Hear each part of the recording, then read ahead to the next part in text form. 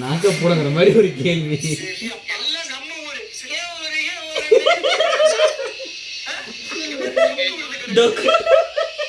அடிச்சு அடிச்சு டொக்கு விழுந்து கிடக்குதுடா.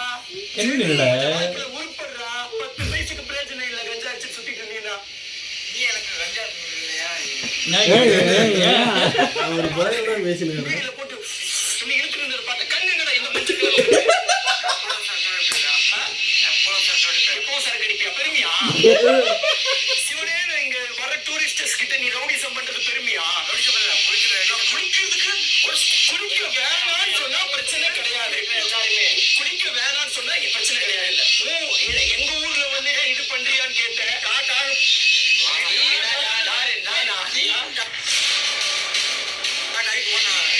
இங்க பாரு இதுக்கு ஸ்டோரி போட்டுருமா?